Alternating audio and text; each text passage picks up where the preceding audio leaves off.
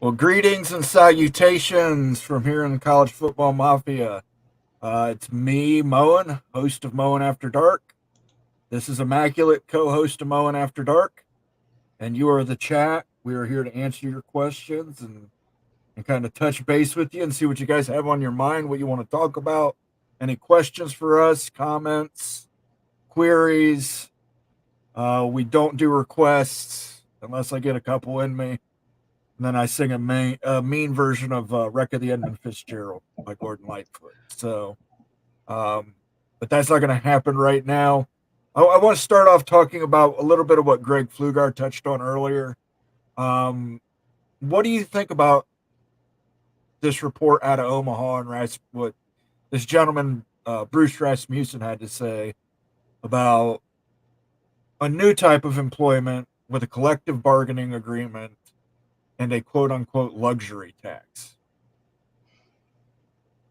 Yeah, we were just talking about that. I haven't really looked into it too much, but when I hear luxury tax, I think, who are you paying that to?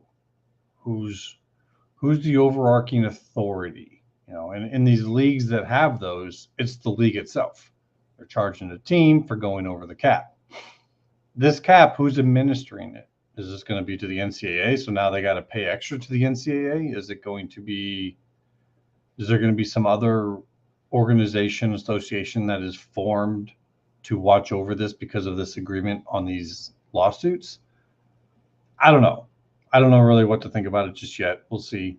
I think we're going to hear lots of details getting socialized through this process. We've kind of been warned to expect more. They said this was just all preliminary information.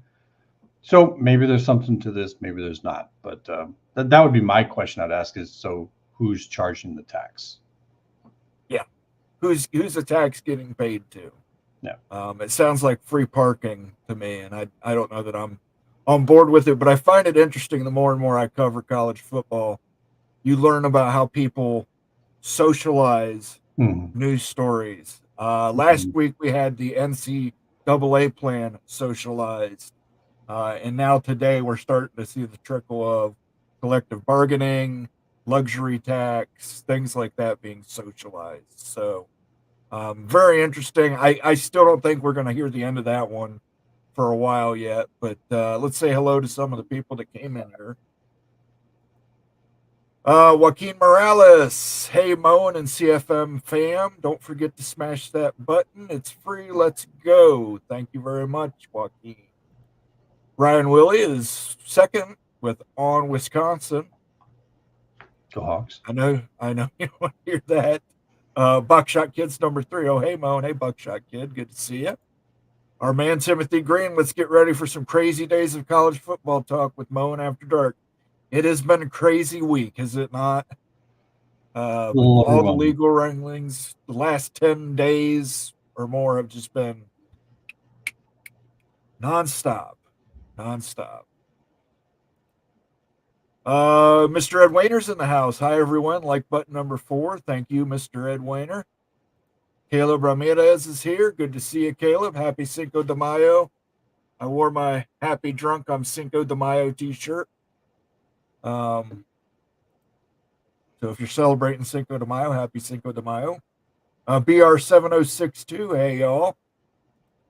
Don in Kansas. Howdy, guys. Good to see you, Don. Buckshot Kid. Oh, hey, Immaculate. Good to see you again. Hola. Timothy Green saying hello. Mr. Monkey says, I don't know if you caught it on Friday's episode, but you will want to tune in to the show next Friday. We're going to do our preseason picks for the Big 12. We're all going to pick our top 5 teams in the Big 12, and we're going to have to defend them and talk about why we think they're going to be it. I know you were looking for Big 12 content, so definitely check us out on this Friday coming up. Illini Ted, good to see you, Illini Ted. Laura Weiss, good to see you, Laura.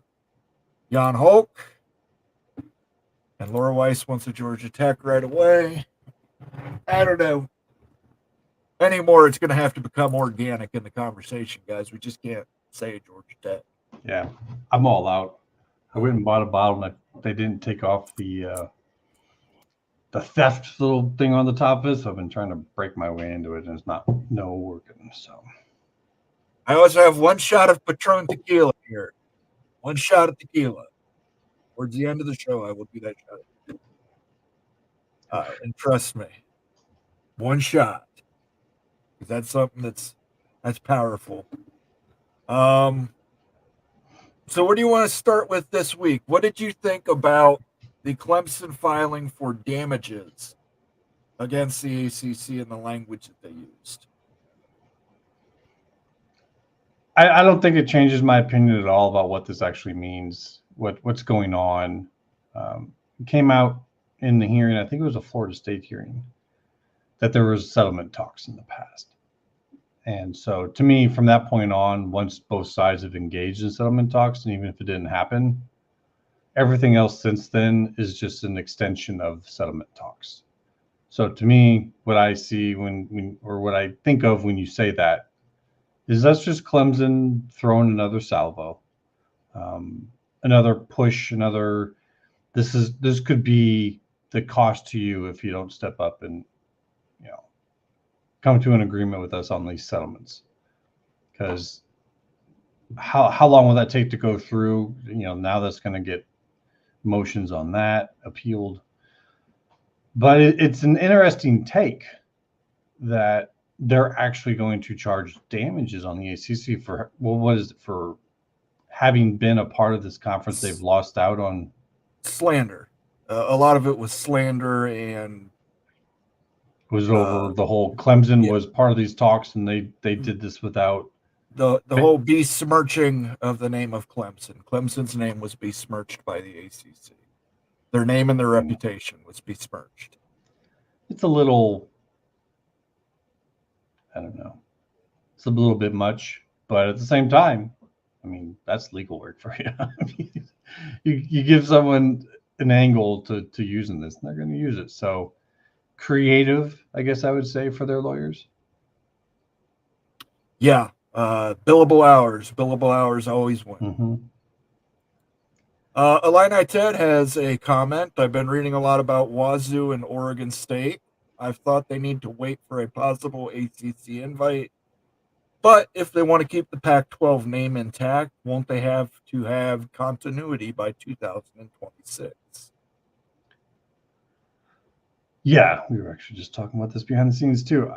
I'm not a big fan of having this talk. Like, people could talk about it. I just mean I'm not a big fan of, like, we're in a moment, very important moment. They got to make a decision right this moment. I don't believe that.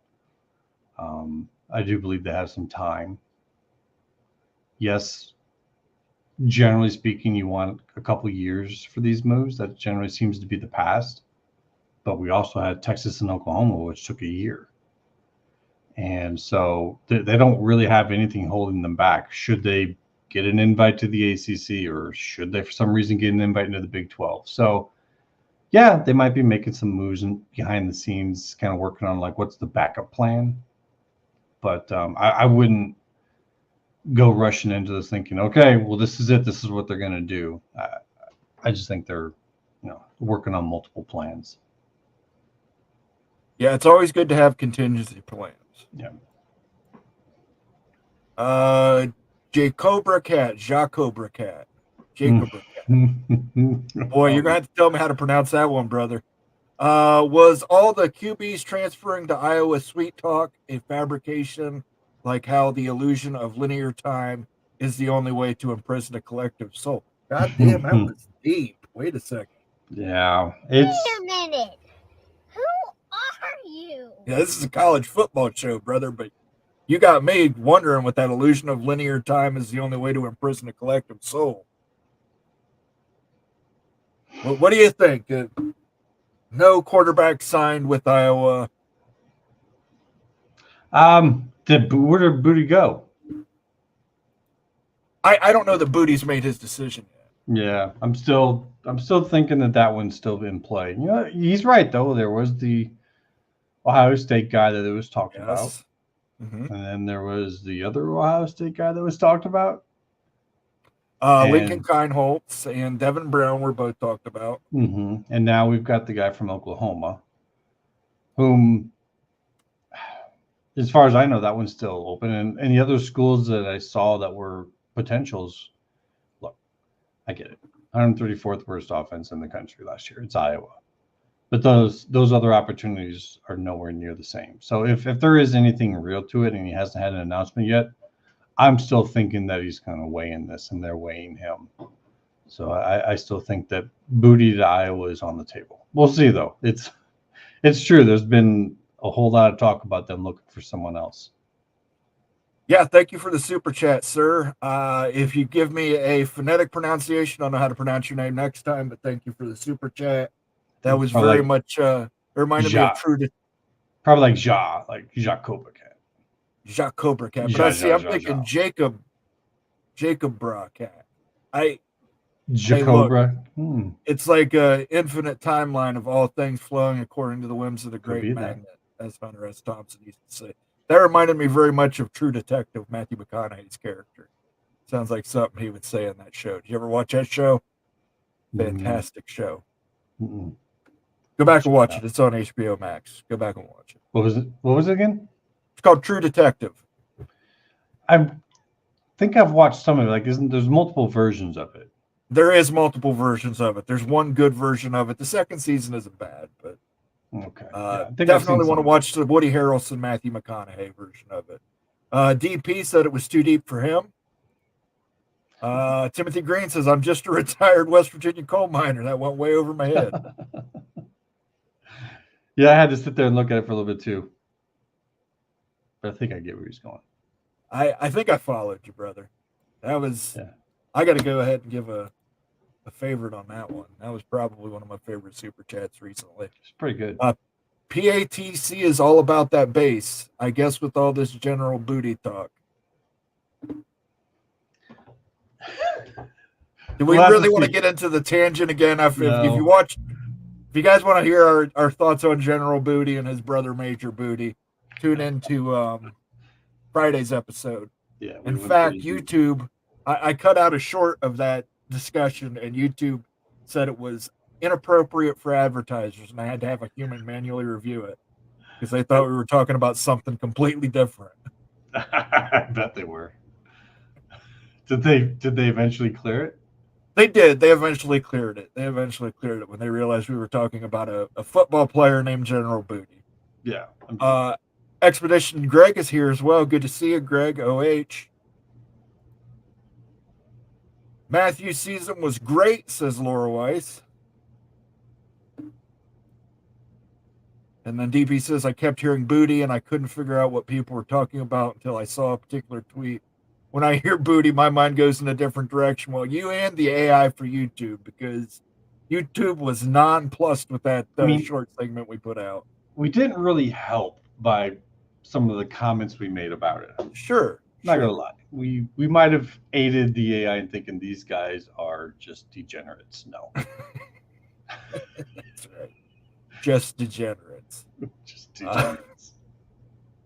So what did you think?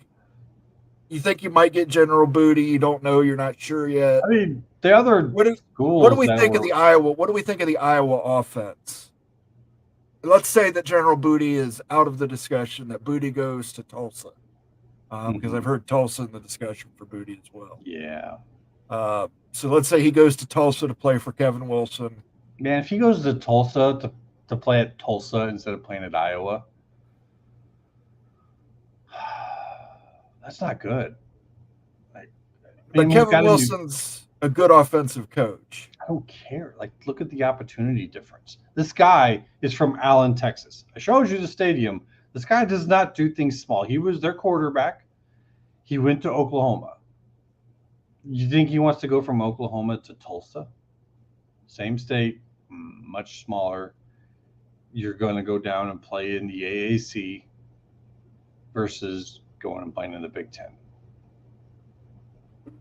I don't disagree with you, but I will say this. Sometimes coaches can sweet talk kids. And if he's telling this kid, hey, let's show Oklahoma what they missed out on. Come play with me and we'll let you throw for 3,500 yards. And you know where he's really going to be able to prove that? Iowa. At a school that might actually make it into the CFP. but he's probably not going to be able to throw 3,500 yards at Iowa. I don't know. This new coach has been saying things like he's going to be throwing the ball, but we do need a quarterback to do that. Cade can throw. He's not going to be extremely mobile. The young kid that they got is very mobile. I don't know what he can do. Freaking Ferentz only played him for the final quarter of the bowl game. Like we just don't know what he's got. So he might be okay, and maybe we don't need anybody else. But it kind of seems like they're wanting to bring someone in just for safety's sake. So I want to say I think they're going to get him, but at this point in time, I mean, who knows? Who knows? We'll see. You can only hope. Hope springs eternal for Iowa fans. DP, LOL, Expedition Greg, IO. General Booty, that player must have a really thick skin. And then Laura Weiss, she follows up on this. Alan Football. No kidding. I mean, I would love to maybe show a picture of that same. People don't realize it. Like, see if I can pull that up. Like here. This is like the center of football in Texas. I'm sure there's other towns and other teams will be like, no, that's us. But it's like, do you have this stadium? Because this stadium is better than a lot of college stadiums. So Yeah, when I see a kid coming from there and then going to Oklahoma, he kind of seems to want the big stage. That's about as big as I can make it. You guys can figure out from that size. That's not a college football stadium, folks. That's a high school. That is a high school football stadium in Allen, Texas.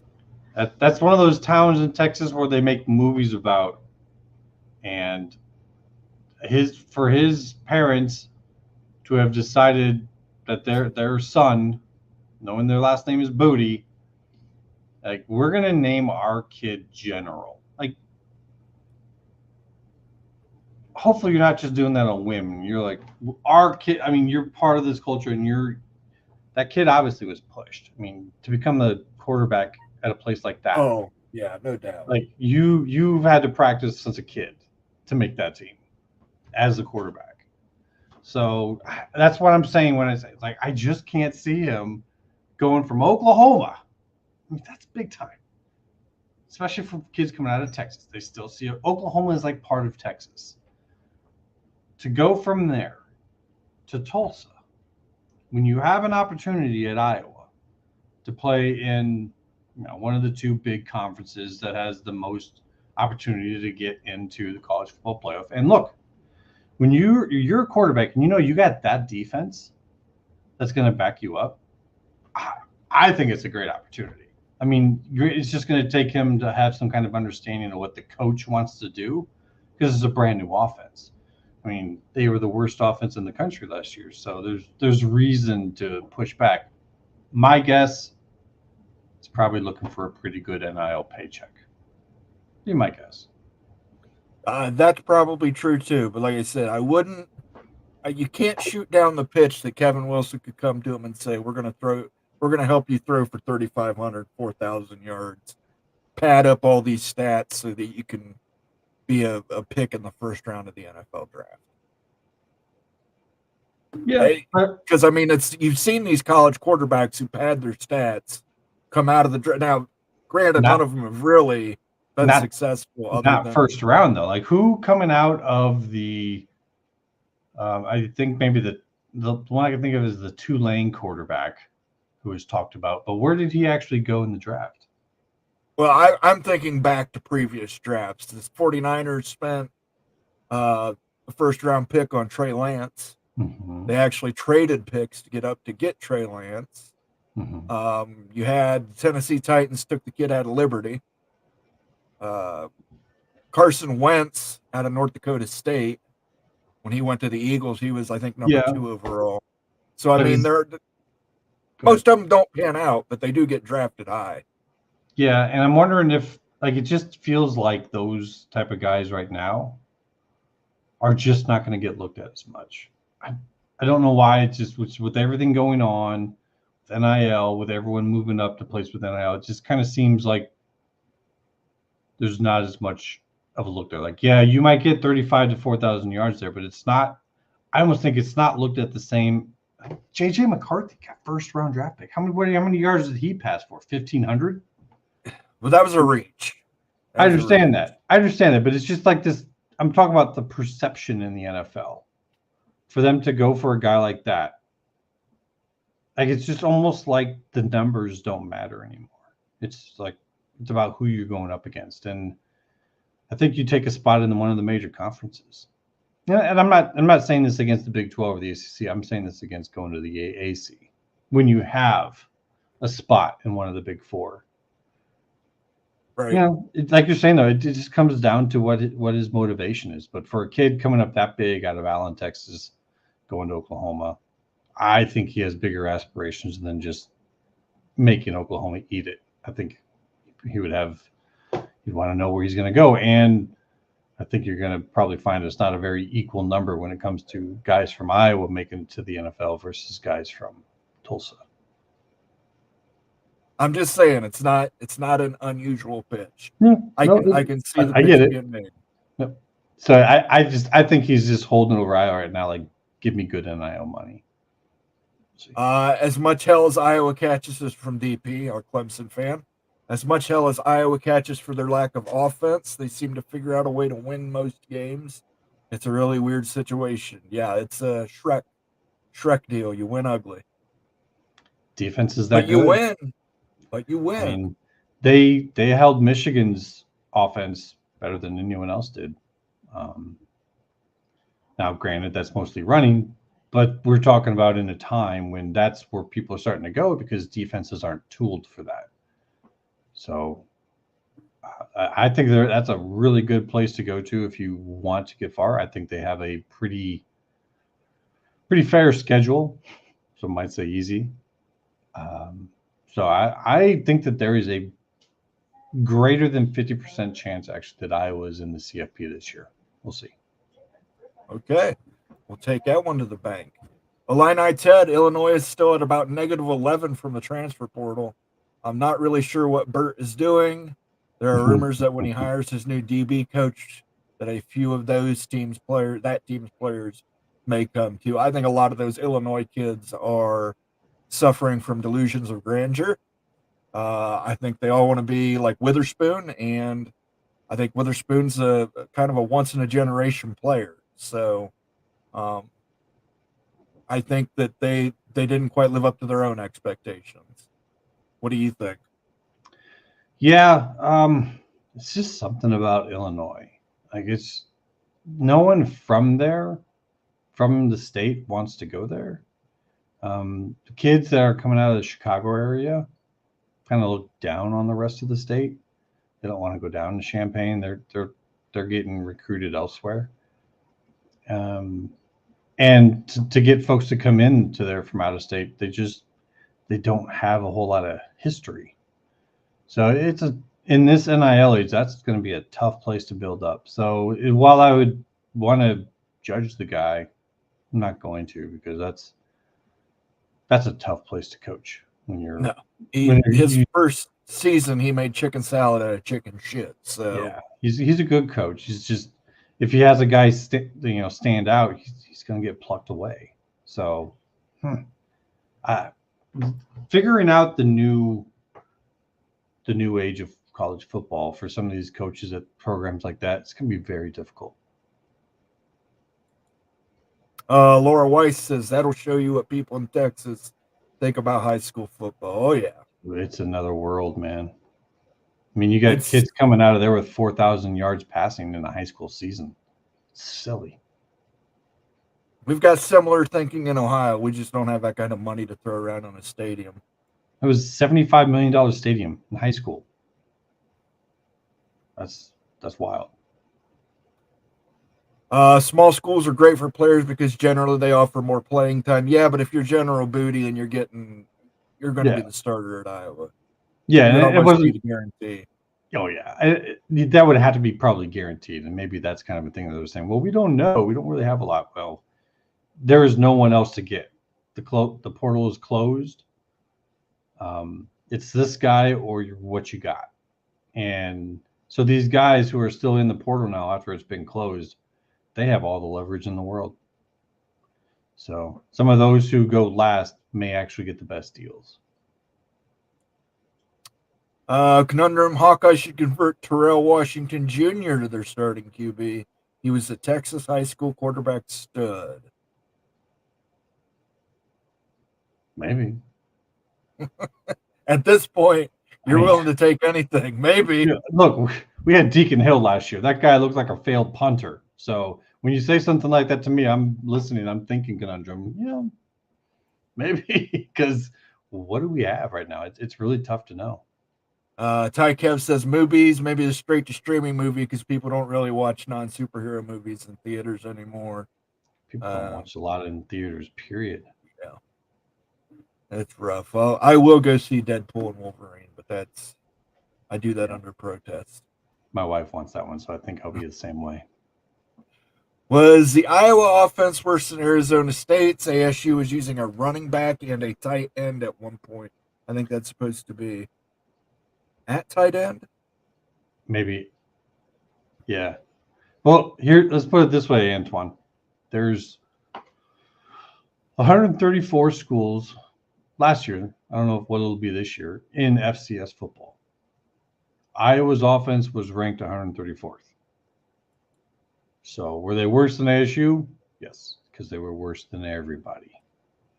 Like, quite literally, it was the worst display of offensive football ever, matched with maybe some of the best display of defensive football ever, which earned the defensive coordinator the best coordinator of the year award in college football, while their offense was the worst offense. So I think they had the number of plays that their defense had to run was something like 100 to 200 more than the average for the rest of the schools. So their defense was worn thin, and they still held.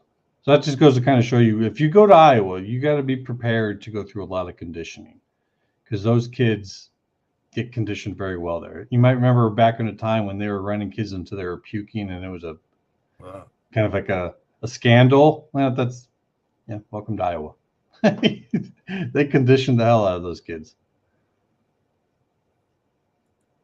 Illini Ted says he put an article on Discord. He's talking about the College Football Mafia Discord. If you're looking to join, let me punch the command here in chat.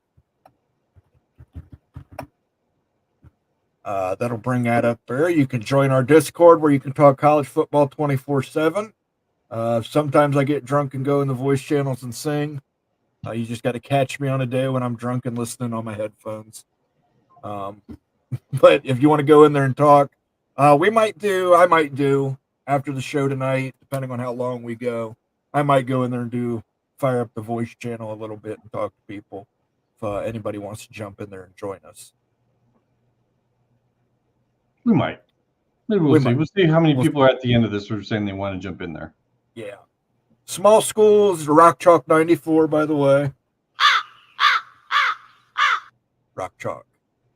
Small schools generally offer more playing time and spotlight. Generally speaking, yes, unless you're the team that had the 134th ranked offense in the entire league or in the entire FBS. Then Iowa can probably maybe offer if more. If you can get Iowa into top 75 range. Yeah, you don't have to be amazing. Just like you got to like Deacon Hill not only played terribly in terms of yardage, he just basically would hand the ball over to the other team while deep in their own end zone. Like the only reason why some teams were even in the game with Iowa, even when Iowa wasn't scoring, was because Deacon Hill was giving the ball deep in territory, because they weren't even going anywhere against the defense. So a quarterback only has to come in there and just basically command the offense. Like you just run it. Don't give them the ball. If they're coming into you and there's nothing to do, just go down. just go down. Don't give them the ball. We'll be fine. We'll punt the ball. They'll be within their 5, and then we'll get you it back. Not a big deal. It's really not. So one thing is winning. Yeah, to me, it's a great opportunity, and I think they need to get them maybe like another weapon or two. They're looking at another speedster who was I think from an FCS school, Missouri State. So they're looking to get some more weapons in there to draw a guy in. But I think it's a great opportunity for the kid. Ryan Willie, the quite friendly Badger, says, "Too bad his family's last name isn't Morgan, and his first name isn't Captain." Uh, Good name to have. Captain Morgan, General Booty, we're in the same realm here. Captain Morgan. Could you imagine having the name Captain Morgan though, and not liking rum? Ooh. Yeah. You couldn't have that name Captain Morgan without going to a bar and having somebody buy you a drink of rum. Sounds like a running back, doing the high step, Captain. the knees up. Captain Morgan. You got to Kind run of with like your knees Marshall up. Falk. Like Marshall Falk. Captain Morgan. Great. Great. Look at the yards after for Captain Morgan. Thank you for the super chat, Ryan. It is always appreciated, and we appreciate your continued generosity to us here. And like I said, you're a friendly Badger now. You're not quite the evil Badger. According to Greg at Peek Around the Corner, the guy who consults the SEC says there will be collective bargaining as well as luxury tax in player payments in the proposal. We briefly touched on this at the beginning. I kind of reiterate that you're seeing two sides of a story. Socializing is what Immaculate refers to it. I basically say it's using the press to fight the battles in the press. Mm-hmm. So you've got one side saying, "Oh, we're going to do this, and it's great, and it's perfect, and it takes care of everything," and you got the other side pushing back and saying, "No, no, no, no, we don't want a salary cap. We don't want a hard cap. We want a soft cap that we can spend over for luxury tax, and we want to do collective bargaining. That way we can ensure that we pay the players the most money." Yeah, this is a settlement ongoing. Talks are happening, but the people who are all in these settlement talks, they have people who influence them. So you put out something like this socialized to the public, it gets people who are out here who are influencers a little riled up perhaps, and then they reach out to the people who are in the settlement talks and they put on pressure.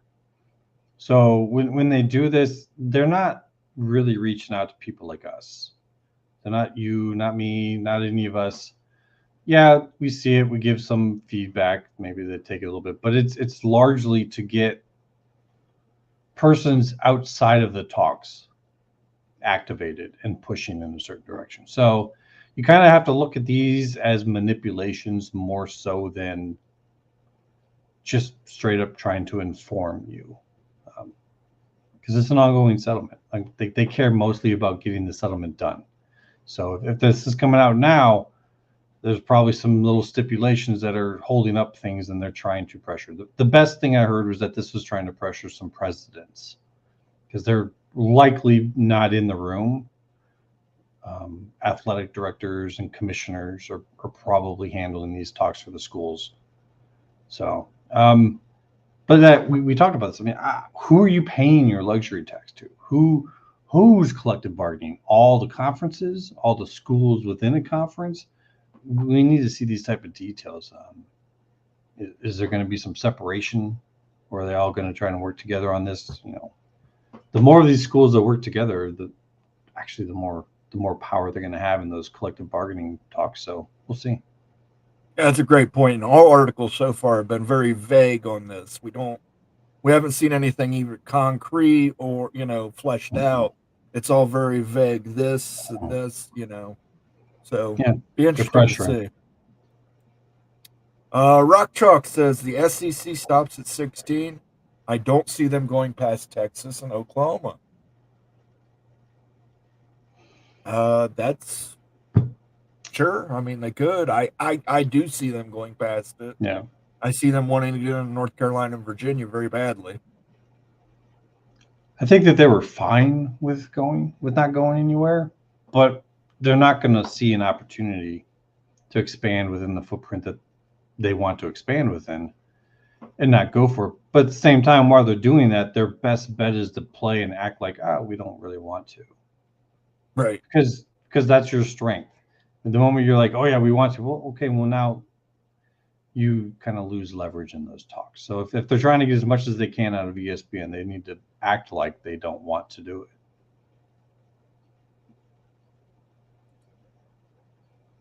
That article failed to mention NIL and took a lot of space describing P5 to G5 to NFL. That occurred less than half a dozen times. One of the good things I did find in the article is he referred to NIL as considered it as now it's legal. Yes. Which I thought was pretty good. Catchy. But yeah, I mean, it's just if you're in the NFL and you got a kid who doesn't make it out of P5 school and they go down to a G5 for playtime, I don't want this to come off as disparaging, but it kind of looks like you've decided to downgrade in competition in order to play. There is no doing that in the NFL. Like there's no, oh, I need it easier. It's, I don't think it necessarily should define, but I could see how the scouts and everyone from the NFL might look at that and say, we've got all these people to choose from, and it's every single choice we make on who to go with is a risk. So they're going to look for risk adverse decisions, and someone who has to go down from the P5 into the G5, at least the way things stand right now, it probably puts out a red flag. All right, everybody. I'm going to take care of a little business here that I forgot to get to at the beginning of the show. If you want to leave a super chat, become a member, or gift a membership, select the little cash icon in the chat window below. We've just got 2 new videos added to our members only section. Wild Ute University is North Carolina State a fit in the Big 12? And Justin Coos from Coos's Corner is Duke a fit for the Big 12? So some more Big 12 content out there in the members only section that you might want to check out. And then I won't mention it the rest of the show, guys. I promise. Rock Chalk 94, to Rock Chalk 94 from Almighty Finn. From a business standpoint, ESPN would be crazy to let the Big Ten into Florida. I don't see that happening either. I used to say the same thing. It was like I couldn't possibly see the SEC allowing that to happen. Why would you let the Big Ten put their flag in Tallahassee? Then the CFP happened. Then it seemed like a whole bunch of Florida boosters and influential people who were all kind of like, yeah, we want to play in the SEC, or now hating ESPN, hate the SEC. I don't know how long that lasts for. There is a shelf life for that.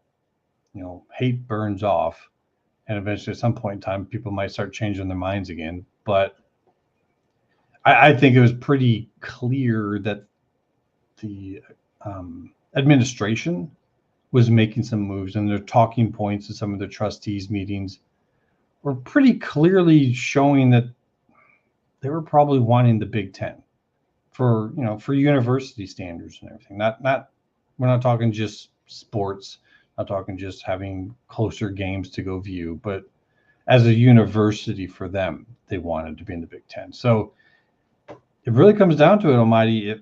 Where are all those boosters at? Are they back to hardlining for the SEC, or are they still kind of malleable? I don't know. Rock Chalk says he agrees. I'm not saying it's smart. I'm just saying that they might be their only play in the playbook for now. When Apple or Amazon buys ESPN, that changes. Might be a little extreme with the whole buying thing. I could see them maybe becoming a partner. There was talk about them buying like a share of ESPN from Disney and becoming partners. Now imagine if Apple and Disney were to become partners. I think there'd be several congressmen that would have an issue with that. Possibly. But they're having a lot of time to work on that. And when those talks were happening, it was Apple or Amazon. And since then, we've heard nothing about Apple, and Amazon has been going haywire, buying into all kinds of things. So what do they know? Obviously, they're not getting that deal with ESPN Disney. But why is Apple not doing anything else? So to me, until I see otherwise, I'm kind of the mind that Apple and Disney are working on something. We'll see. Illini Ted, I was reading from a seemingly connected source to Florida State that they are now trying to also raise $330 million for stadium and facilities upgrades. They really are going all in to get to the P2. I know they're doing They raised stadium a upgrades bond right now. Yeah. Yeah, they raised a bond, and part was to pay for that, and then some other stuff, and some old debts. I don't know if it really means anything at all. It might they're just taking care of stuff that's already in line. So, but you get that taken care of, and you get those outstanding debts cleared up, then you might be able to incur some more debts, if you know what I mean. Almighty Finn says, I would like to see Kansas in the Big Ten. And then Mr. Monkey says, who's a Kansas fan, Kansas would like to see Kansas in the Big Ten. That one I would believe. That was a good one, Mr. Monkey says. Almighty Finn says, Illinois won't grease the palms of the Chicago high school coaches. At least that's the reason the basketball program doesn't have a lot of players from the Chicago on their team.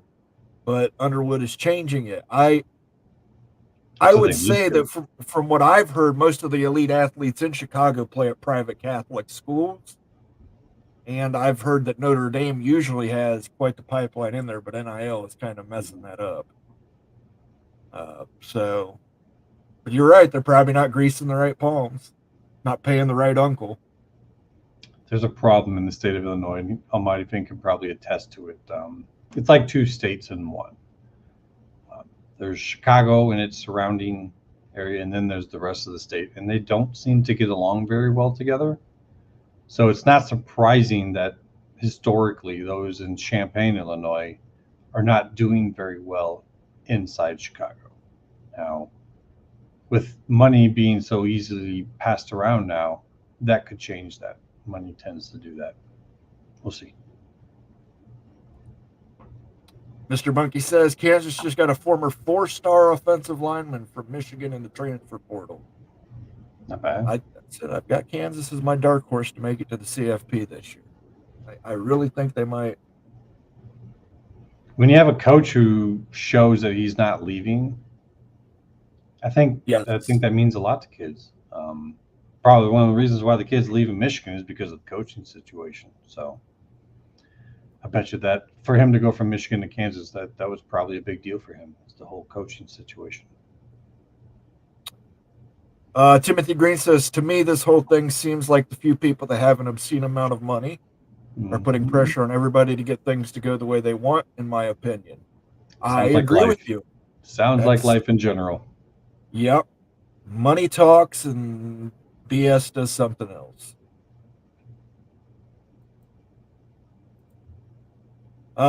He's not going to give you Bill Self back. Sorry, Almighty Finn. Bill Self is staying at Kansas. Assuming, for Mr. Ed Wayner, assuming UNC is the key to ACC staying together once FSU and Clemson leave, do you think UNC will demand higher TV payout to stay? Would UNC governors demand more cash for North Carolina State to both stay? If you're ESPN and you're faced with maybe putting these two schools in the SEC and you're thinking, oh my God, we got to pay that much more to do this. That's maybe one of the things that gives you pause. For ACC to then come at them and say, well, for them to stay in the ACC, you're going to have to pay us even more. You're making the decision easier for ESPN if you do that. Yeah. You're making it easier. They're going to go, we'll pay them to go to the SEC just to be done with this. They have not opted in yet. Despite what some people are trying to rationalize that into meaning somehow that's a good thing, they have not opted in. They could end that right now. Bam. And they don't. So, yeah, for any of them to demand more money out of the SEC or out of ESPN for the ACC, I think it just makes it an easier choice for them to help these schools over into the SEC. Ryan Whitley, the friendlier Badger. I have concerns about the media contractual environment if there's no cap. There's only so much cash to go around. I think there's a cap on the media contract. I think the talk of the salary cap would be more of the institutions themselves putting forth more money above and beyond that cap. I think part of the things we got to remember is NIL is moving in-house. That means these athletic departments are probably working on new ways to raise funds. They're going to be bringing in a lot of money themselves. I think there's going to be a lot of companies, a lot of different groups who would love to be directly dealing with the athletic department rather than with a collective who's then dealing with these student athletes. I think there's going to be a lot more money coming into these athletic departments than maybe we realize at this time. So if you got some of these schools who are saying we'd like to go over this cap, they know something. They're not making plans and going, well, we don't know where we're going to get this money, but we would still like to pay more. No, they know. They've had groups come in and say, well, we'll gladly deal with you. I mean, people want to deal with the official group. They look how much groups pay to have their names on a stadium or to be the official team, official Coke dealer for this team. I mean, to be the official whatever for Florida State athletics, to be the official this. I mean, they're going to be bringing in a lot more money. So, and the media contracts, that's like 25% of the money that a athletic department brings in. It's not the end all be all. It's important, but it's not everything. So I think some of these other areas in which they bring in money, we as a whole, we might have to become more educated on these, because actually I think that's where the expansion is. That's why they're bringing the NIL in-house, because they're gonna start making a lot more money elsewhere. But I tend to agree with them. I think if you have no salary cap, it's going to get really, really expensive to even be able to slightly compete. I think with a salary cap, you have more parity. Mm-hmm. But at the same time, I don't think NIL should be brought in-house. I think it should remain out of house, and it should be free market. It's happening, though. It's just, that's my opinion. I'm more of a libertarian in those regards. Thank you for the super chat, Ryan. I agree with you, like an opinion, but in terms of just like reporting how it's going and how it's seen, right? There's been state after state after state that have passed these laws, so the rest are going to follow in line. Thank you again, Ryan, for that super chat. It's much appreciated. I will let you cook for that one. Let him cook. Let him cook now. Let him cook. I said let him cook. I'll never get tired of that. Tempest has a reply. We still hate the SEC and ESPN. Yeah, I would just love to hear from folks. Like, are some of the big name boosters and stuff that, they take part on certain websites. They take part in the discussion. Like, has there been any kind of cooling at all? Because any type of public showing of cooling in terms of that anger and hatred over what happened, that could actually be a signal that maybe things are slipping to the other side.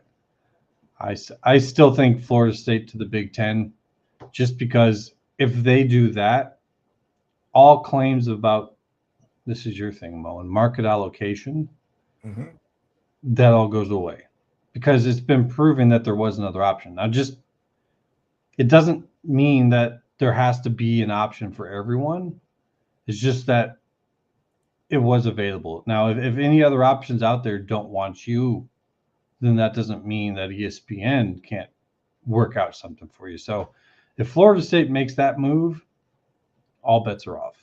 ESPN is then free to do whatever the fuck they want. There you go. They could do whatever they want. Do whatever they want. Yeah, I will say this for Florida State, there is some benefit to being a big fish in a small pond. If you're Florida State and you're hanging down there in Florida pretty much by yourself, even if they do add Miami, you're going to be treated like the jewel of the South. You're going to be treated very well by the Big Ten, both monetarily and respectfully. So, I mean, if you could maintain the way Florida State's maintained in the ACC, you can do it in the Big Ten. oh yeah, easily. I mean, if anything, it's going to be like the national brand of the Southeast versus the Southeast regional conference. Right now, looking at it, I get why people are thinking what they're thinking if they're for the SEC. But I think if they were to join the Big Ten and then look at it 10 years from now, they'd be like, glad we did that. You get that Big Ten network money, and that's something you don't see in those media deals, the additional dividend that gets paid out for that. And that's another reason I think that they would add Miami as kind of a dampener effect on Florida State, because I think Florida State left unchecked down there would really dominate in a Big Ten. Oof. Yeah, you're not wrong. I mean, basically whoever you add with them, though, is probably going to become considerably better in football. Because the amount of funds that they're going to have all of a sudden available to them, they're going to be able to compete equally with the SEC schools in that area. I'm saying Miami, Georgia Tech, Clemson, North Carolina, whomever. Once they start getting equal money to all the SEC schools around them, you're going to see some juice flying around. So we'll see who they go with. All right, we've got another super chat from Jacobra Cat. Like a hermit crab choosing a pretty doll head over a cramped snail shell, the group of 5 will consolidate into a new group of 3. PAC, ACC, and AAC. What about the Sun Belt? What about the MAC? Yeah, that's actually my thing. Is I think he's on the right path. I wouldn't agree with his pick of conferences. I do actually have the group of 5 also consolidating to 3. Now, I'm not guaranteeing that. I just think that we'll have one national group of 5, and then we'll have 2 that are semi-regional. There'll be a northern that's based out of the MAC, and then a southern that's the Sun Belt. We'll see. It's just because they can't only get so big, but once we have some mechanics in play, I think there's going to be a whole lot of push to get into a conference that's going to have a better chance to move on. We'll leave it at that. But yeah, I do. I think that we're going to have a hot and heavy round of consolidation in the group of 5. We're not anywhere near that yet. Yes, and thank you for another super chat, Jacobra Cat. It's much appreciated. I will give you this sounder. Maybe. If the tablet ever plays. I don't know. Sometimes it plays, sometimes it doesn't. Unfortunately, I don't have any crab or mollusk-based sound effects. So that'll have to do. Let me see if I can pull it up now. That was legitness. Yeah, it was. Huh? There you go. That was legitness. Thank you for using a hermit crab in an analogy. I did not think I would hear that tonight. Dan Miter says, I will give Iowa credit there looking at 2 transfer quarterbacks as we speak. Who's the second? It might still be the guy from Ohio State. Is he still in the transfer portal? Transfer portal closed. No, you can't join the portal. But if you're still in the portal, you can still be reached. The time period is just for joining it. Right, but I don't think anybody went into the portal from Ohio State that's left. Oh, that guy didn't ever go in? No. All of them stayed. I don't know. Which Miter, who's the second guy? Who's the second guy? Yeah, that's who I was trying to figure out if you knew who the second guy was. Let us know, if you would, Dan, who the second guy is next to General Booty. Ryan Willie's letting us know bullshit smells. It also walks. You can also light it on fire if it's fresh. In Illinois, in Illini Ted, in Illinois, we have Chicago and downstate, anywhere outside Chicagoland. The two don't mix well. Illinois outside the Chicagoland area, including Champaign, Urbana, is very similar to the border states. Yeah, it's coming from Iowa. I lived right on the border of Iowa, Illinois. Knew it very well. Actually lived in Illinois for a time in my life. So it's a battle. It's just crazy. It's been that way for a long time. I think it goes back actually to the mafia in Chicago and people in the rest of the state thinking everything was corrupt there, and it's never really gone well there. So anyone that's in Chicago, it's funny enough, they do not seem to look at Illinois as their university. I think maybe if you're an alumni, then they do, but just in like general following, they don't do it. It's just the damnedest thing. You would think, hey, you're in the state of Illinois. Like, hello, but they don't seem to care. Yeah, the university in Chicago is Notre Dame. It's been that way for a long time. But Champaign is a beautiful town. It's a great little college town if you've ever been there. I say little, figuratively speaking. Right. Dan Miter said, coaches and ADs will not have time to deal with collective bargaining and player pay. A general manager may have to be hired.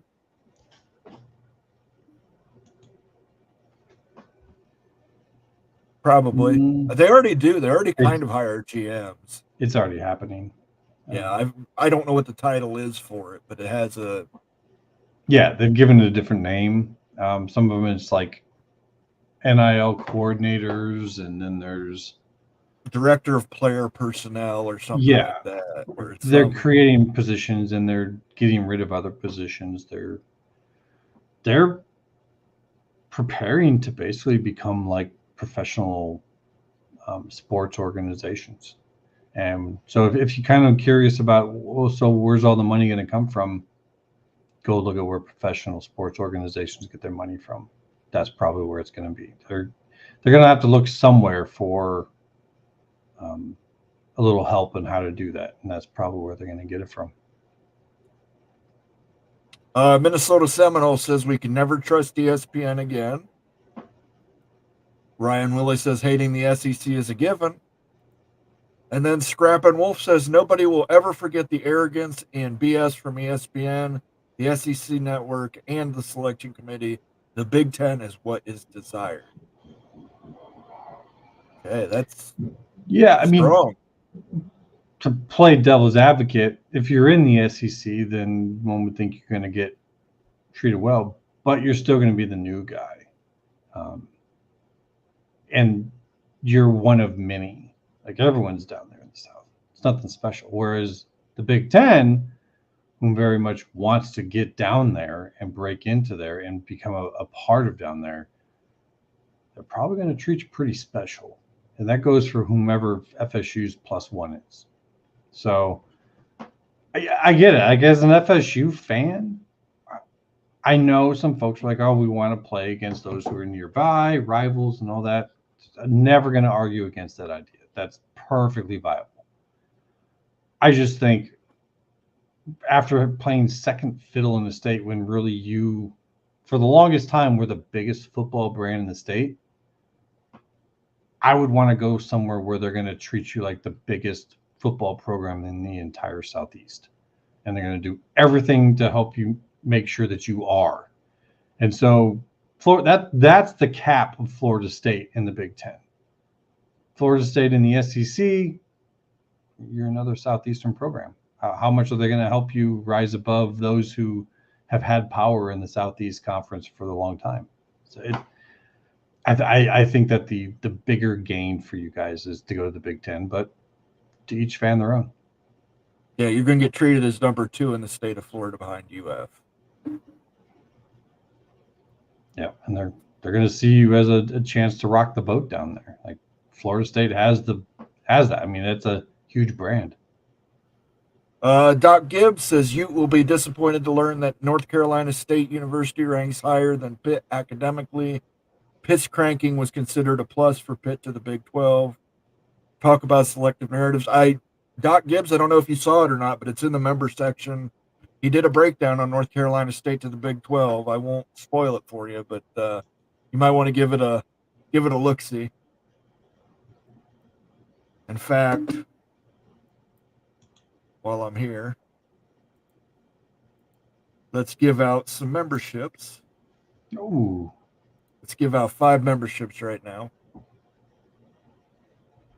And let's see who got them. The Big Lubbock, Terry Kane, King Spleen, Immaculate, you were gifted a membership. How did that? So you are all now members, courtesy of the College Football Mafia. After this show, 4 of you can run over. Immaculate, you can run over and watch it too if you want to. Sweet. Run over and watch the latest fit from Wild Ute University, North Carolina State to the Big 12. Latest from Coos on Duke to the Big 12, and my timeline video on what could have happened if timelines were different in 1995. Maybe that's why I wasn't seeing anything. That might be why, because if you weren't a member, but you could have just asked, and you could have just went to the library and StreamYard and found it. That's fine. I mean, true.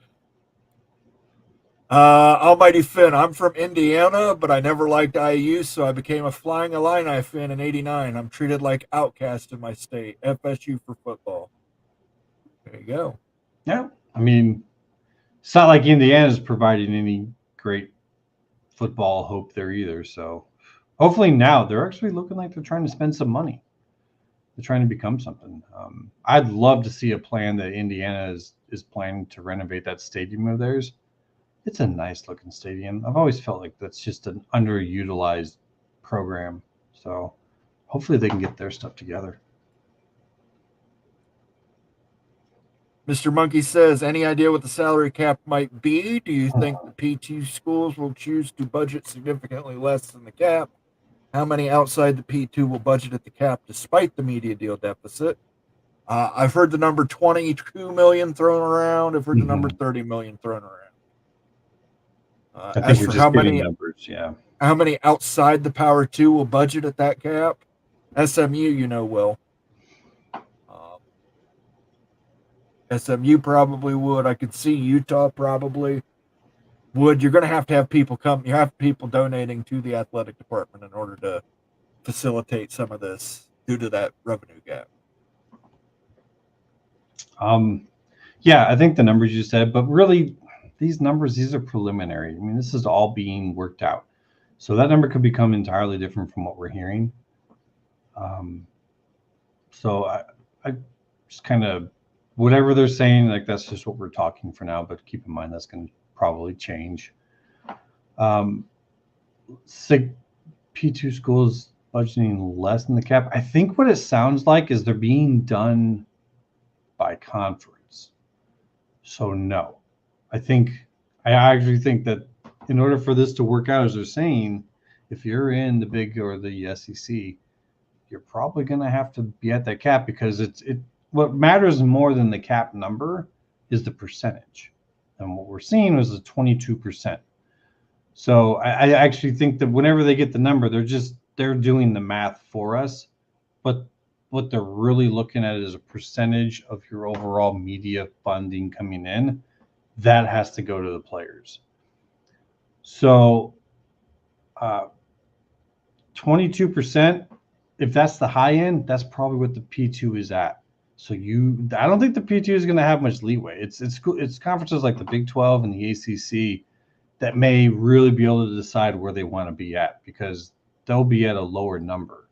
So they can go up if they want to, or they can stay down at the 22%, which would be lower. So like if the others were at 22, they might be at 17 or whatever. So I would say I would watch more for like the Big 12 and the ACCs to be the ones that you have some variance between the schools. The Chad, I think FSU to Big with Georgia Tech or Clemson first round. That's an organic Georgia Tech, by the way. Yeah, that one counts. That's an I organic. don't have a drink, but I'll still go with you. I'm Georgia Tech, Miami. Ooh. Miami, Georgia Tech, but I think Clemson, the SEC is saying no. Look, if the SEC and Almighty Finn said it earlier, and I agreed with them, it's crazy that they're not stepping in the way of Florida State, but it makes sense also on the whole market allocation that if that's the one that's going to go, then fine, we lose them. I don't think the Big Ten wants Florida State and Clemson at the same time because it's not a great academic ed all around. Like, it's just for the whole business of the conference. But if you're the SEC, you're not allowing that to happen. Because if the Big Ten just decides, we're going to do things a little bit more like the SEC, you do not want to let them take Florida State and Clemson. You do not. So, in my opinion, I think SEC has given them the full nod. We saw them get a huge value in the CFP, which increases their value for whomever they go to next. And then they immediately filed. So I don't think Clemson is on the board for the Big Ten at all. Yeah, I like Florida State and Miami. I think you take in Florida State as a full member right away. Miami has to wait. Miami gets the Oregon-Washington deal. Dan Miter lets us know it was General Booty and the Northwestern quarterback who entered the portal, Sullivan, who I believe was their starter last year. Isn't he decided somewhere, though?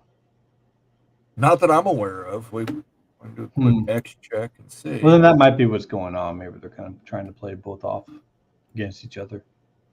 Could be. Let's see. Yeah, because Northwestern brought in Minnesota's, right? Someone went to Northwestern is now going to be their starter. I don't know.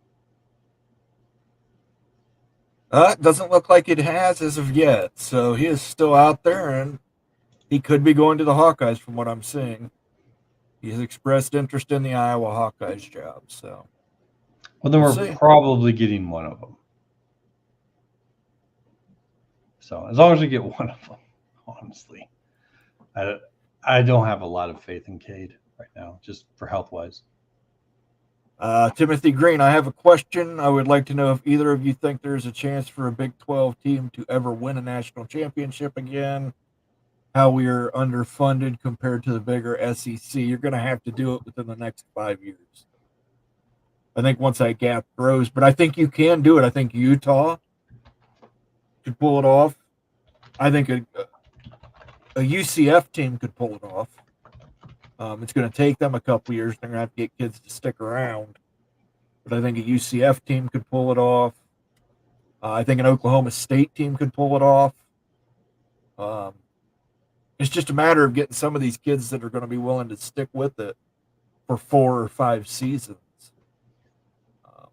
to get the experience you need to advance in the playoffs. There's some that are there right now that I think could. I think if every game going forward is highly competitive, that's where your team gets better. That's where it grows.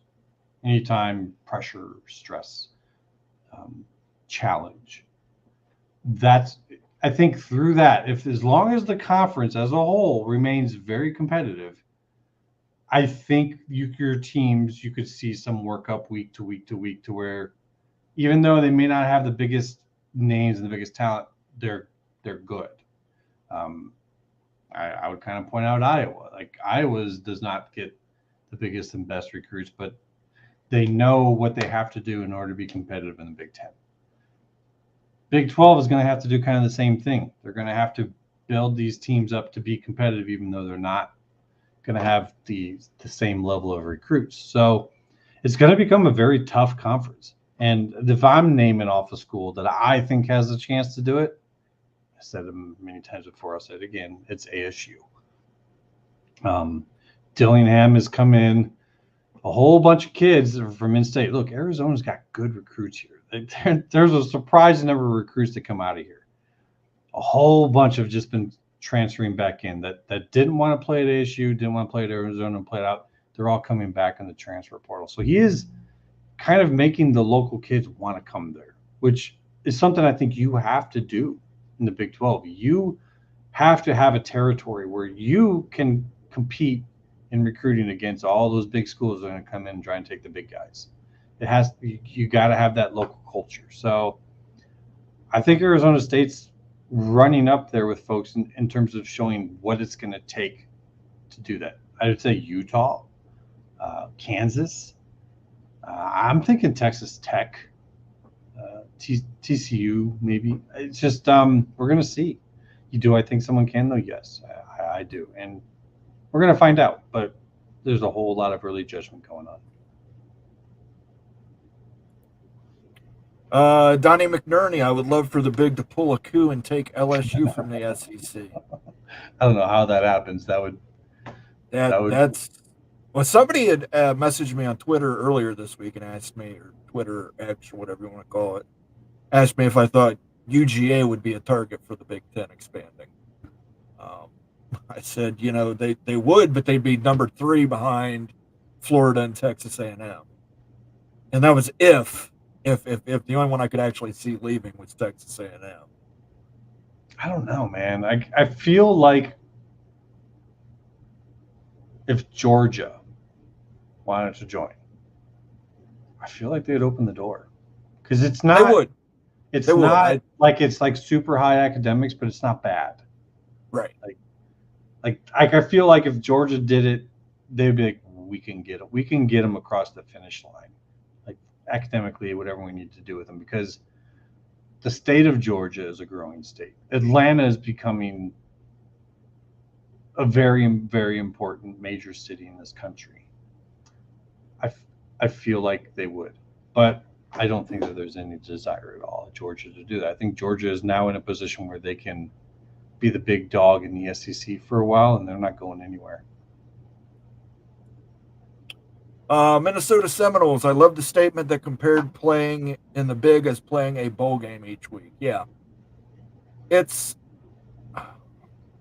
this may come out across as homerism, but to me, some of the environments in the Big Ten, you just have to be there and participate in them once to just go to a whiteout in Penn State at night. It's insane.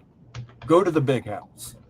As much as I hate that team up north, just going to the Big House in front of 101, 102, 103,000 fans, going nuts. Wisconsin, jump around. Iowa, the wave. That and Big Ten fans, there's a history, a tradition of going to the state of Florida for bowl games. Yeah. It's a huge thing. So, that easily translates oh, hey, we've got a game at Florida State in Tallahassee earlier in the season. Well, let's make our trip there, especially now that bowl games are kind of going up to the wayside. I think you're going to see a lot of Big Ten fans wanting to come down there and see a game there. It's going to be a new stadium, new seating, all new, experience, but it's still that old traditional with the chant and everything that I think you're going to find a lot of Big Ten fans want to come down and experience.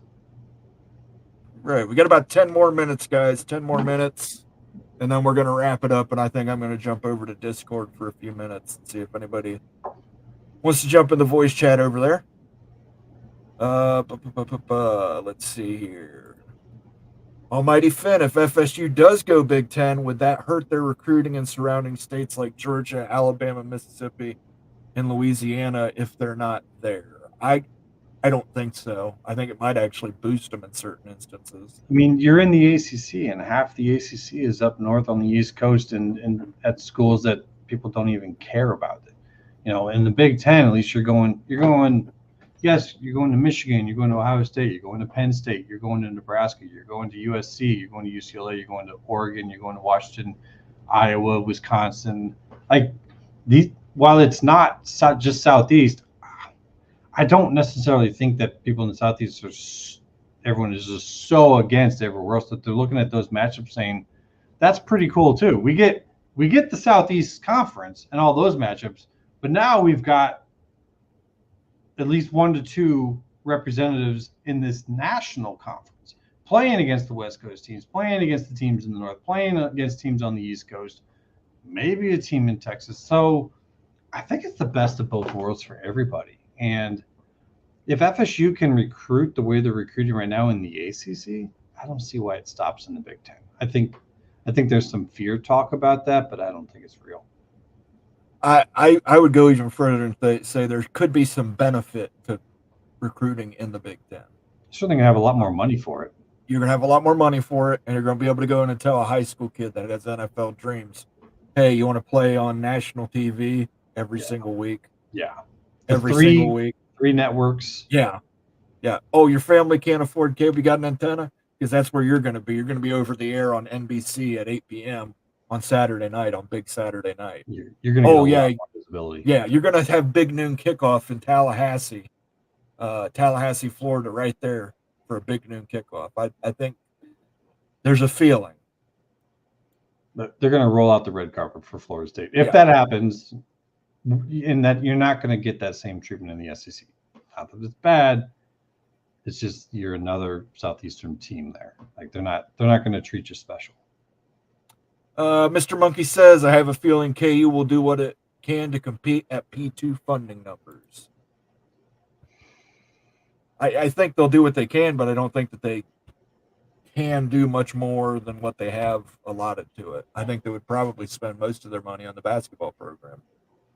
I don't know. Everything that they have done has been for their football. I mean, all of their football team facilities, the weight rooms and the locker rooms and all those things that we saw everyone spending money on to experience improving for the players to get them to want to come.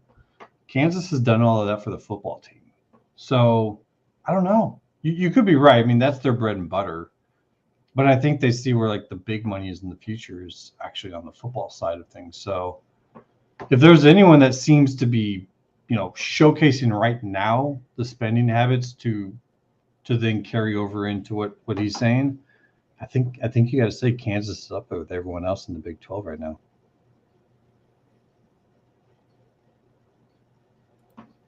Jose, TCU could pull something off as well. Yeah, they had a disappointing this season, but TCU could definitely. They've shown they can compete at that level. When you're in Dallas, that certainly helps. Yeah. Oh, yeah, absolutely. Not sure this has been talked about, but have you heard anything about Oregon State and Washington State still getting an invite to the big? I think that's supposed to be 12. Greg Swaim hinting that there will be an invite soon coming. They're just going to have to wait until after the ACC plays out. So that's what I've told some of their fans who kind of read what I put on Twitter. They're just going to have to be patient. Build your backup plan, get it set up, but don't think that they don't have to think that any talk about that means that's their only option. I think that they're watching to see if maybe there's a chance in the ACC. And if the ACC breaks up, but say there's the elite private group forms up, there might actually be less schools available to the Big 12 than what they think. And so that may leave a couple spots more open for Oregon State and Washington State. We're just going to have to wait and see at this point. I still think it's possible. I am going to say that they will not get an invite to the Big 12. I think all of the Big 12's business is out east. It just makes the most sense to add 4 teams out east, split it into 2 divisions, 10 teams each, a Western and an Eastern division. That alleviates your travel concerns, maintains most of your historic rivalries, just makes a lot of sense. So that's my thought on it, and I have no inside information whatsoever. That's just my reasoning. Mr. Monkey says, considering the blue chip percent requirement, I think only UCF and maybe TCU can win it all. Various others can win in the CFP, but not win it all. Any given Saturday, just need to have a couple plays go your way. Somebody not show up. I don't know. those schools, the Big 12 ones that want to be competitive at the top, they gotta build cultures. They gotta build places where kids want to go.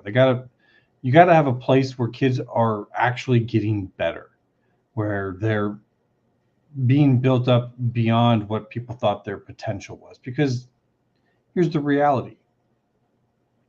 They don't always know how good a kid is going to be. 5-star, 4-star, 3-star doesn't always mean everything. It's helpful, but you got to build a place where these kids actually get better. And whatever schools can do that in the Big 12, I don't think it's going to be dependent necessarily entirely upon where you are, although that definitely helps. It's going to come down to who can build the culture. Okay. Movie Time Blues, geography is no longer the most relevant criterion when evaluating candidates for the upper two. It's who can provide the most value for a conference. Yeah, not the most relevant. Geography is still going to matter somewhat. It's not quite what it used to be. We've talked about that ad nauseum about rivalries and what's your stadium experience like? How's that going to come across on TV? How good does your team do when it's the underdog? That's why I look at a school like Oklahoma State and I say they do upsets. I look at an ISU. Not saying that these ones are going anywhere, but just as examples of kind of what they're looking for now is they're looking for games that are not duds. And if your team provides competition, even when it's not a favorite to win, that's a better bet because there's much less risk of it being a dud that people are just turning off of. Like you could have Alabama in a game, but if they're winning 45, 50 to 10, people are turning it off. So you need programs that even if they lose, they're providing a good game. That's where I think a lot of value is. Timothy Green, thank you for another great show, guys. I really appreciate the time and effort you guys put out for fans like us. Well, we appreciate you, Timothy Green, and this is your show, guys. You drive the content and discussion of this show, so give yourselves a big old pat on the back. Yeah, we just have fun talking to you guys. Yeah. Just chill out, have a couple drinks, shoot the shit on a Sunday. Clemson Alumni 4, what would make Clemson attractive to the Big Ten? It's not that they're not. It's just to understand the Big Ten, and I'm sure Moen can go much more deeply into this. It's not just about how your football team plays, or it's also university stuff, standards, academics, research, being a giver to the collective in terms of the research sharing instead of a taker, when you would probably have to bypass Florida State as the higher value, because if they're the one that's getting the agreement from Fox, in my opinion, the one that accompanies them is then the one that the presidents say, this is the one that makes it worthwhile for us as a whole. That's why I would say the FSU +1. Clemson would have to be that. Or they're just, for some reason, the conference is willing to go with 2 sports ads. I tend to think that's not the case until I see it actually happen. So it'd be, or would you be willing to wait for the next round? I don't know what you think about that more. Like, or you'd have to be willing to take a pay cut because you're not going to be able to come in as a full member. I mean, but that's the Fox pay. I think Fox would give them both. I think Fox and NBC and CBS would give both FSU and Clemson full pay. The problem is, I think the rest of the presidents are going to look at that addition of those 2 schools as 2 takers from the collective, 2 that are, you know what I mean? Like, you're not really bringing in anything to the research collective. But keep in mind, keep in mind a school like Oregon. That's Oregon is my Florida State. Washington is the giver to the collective. Right. Oregon is the taker. It balances out. It gets Fox to pay. That's what all reports were, is that Oregon was Fox's pick. Like they want it. And it was like, well, okay, you know. And so to me, to have Florida State and Clemson, it's like having two Oregons. Boy, I've thought about this, and I will say it again. I think Clemson is the most SEC school that's not in the SEC. Yeah. I think from a culture standpoint, from academics, stadium standpoint, football, athletic programs, it's such a fit for the SEC. I think they want SEC teams playing there. I think that's what ESPN wants. And I think that's what Clemson wants. I think that's what most people at Clemson want. I mean, I think if they really wanted to make themselves attractive to a Big Ten school, they would have to come up with a plan, just like Oregon did, that shows 10, 15, 20, 30 years in the future on how they're going to get up to AAU status, NBA research school. And they have to show 100% commitment to that, because that's what Oregon did. Oregon laid out this plan, and Oregon's already AAU, so like it's just they're still AAUs. Yeah. They're just their like, research dollars suck. Oh, it's terrible. Like, they're like Nebraska has more research dollars and they're not AAU. So Nebraska has over twice as much as Oregon. Oregon is it's almost 3 times as much. It's really kind of crazy that they haven't been thrown out yet. Well, it's kind of helpful that you're a founding member of the AAU. I guess. I mean, you could still get voted out, I'm sure, unless there's different voting out rules for a founding member. All right, last one here, and then we'll jump off. Scrap and Wolf. Let me get my shot down here.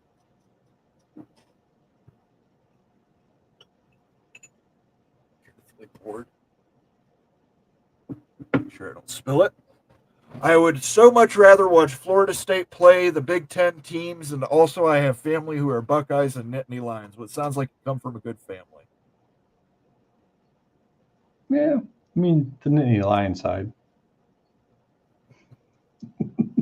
Not what I meant.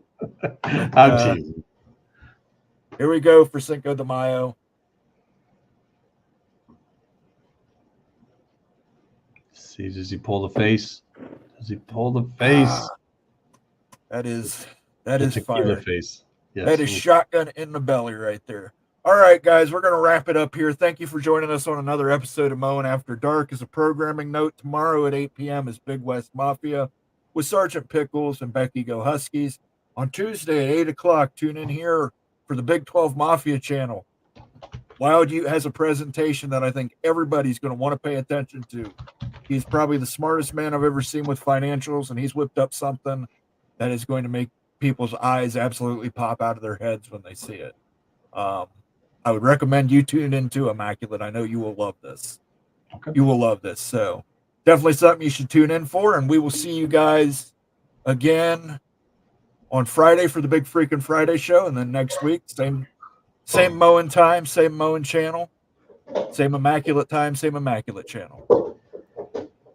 Sounds good.